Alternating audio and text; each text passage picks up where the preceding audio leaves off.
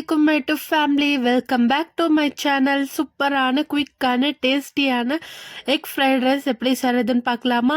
அதுவும் without soya சாஸோட எப்படி செய்கிறதுன்னு பார்க்கலாமாங்க. அதுக்கு முதல்ல கடாயில் ஆயில் ஹீட் ஆனதுமே இந்த மாதிரி நல்லா சாப் பண்ணி வச்சுருந்த வெங்காயம் நல்லா இந்த மாதிரி மிக்ஸ் பண்ணி விட்டுக்கலாம். நல்லா இந்த மாதிரி ஃப்ரை பண்ணிக்கலாம். வெங்காயத்தை இந்த மாதிரி நல்லா ஃப்ரை பண்ணி எடுத்ததுக்கப்புறம் பார்த்தீங்கன்னா நான் இங்கே வெஜ்ஜஸ் ஆட் பண்ணிக்கிறேன்.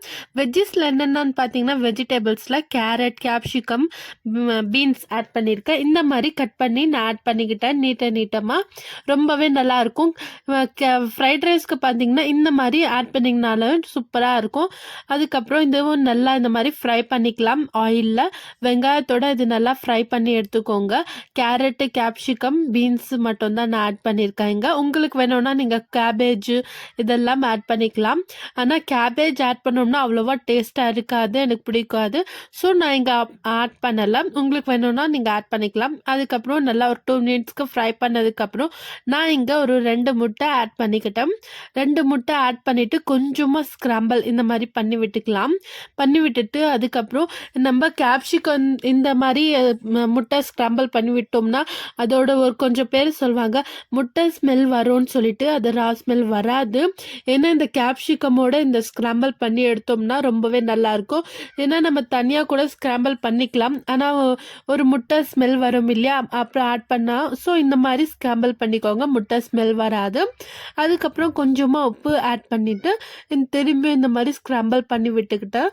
அதுக்கப்புறம் பார்த்தீங்கன்னா நான் இங்கே ஃபைனலி உதிரியான ஒயிட் ரைஸ் ஆட் பண்ணிக்கிட்டேன். ஒயிட் ரைஸ் குக் பண்ணி எடுத்துக்கோங்க.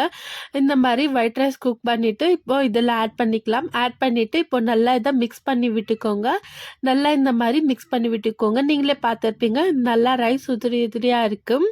இப்போது நான் இப்போ இந்த மாதிரி நல்லா மிக்ஸ் பண்ணி விட்டதுக்கப்புறம் நான் இதில் சோயா சாஸ் எதுவுமே ஆட் பண்ணலை, சில்லி சாஸ் எதுவுமே ஆட் பண்ணலை.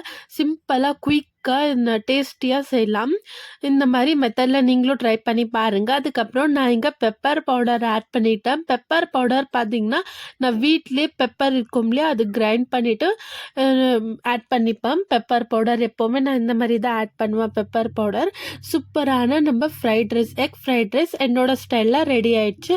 வீடியோ பிடிச்சிருந்தா மறக்காமல் லைக் பண்ணிக்கோங்க. நீங்கள் நம்ம சேனலுக்கு புதுசாக இருந்தீங்கன்னா சப்ஸ்கிரைப் பண்ணிவிட்டு பாருங்கள். அப்படியே பெல் நோட்டிஃபிகேஷனை ப்ரெஸ் பண்ணிவிடுங்க. உங்கள் ஃபேமிலி அண்ட் ஃப்ரெண்ட்ஸ்க்கு நம்ம சேனலை ஷேர் பண்ணிவிடுங்க.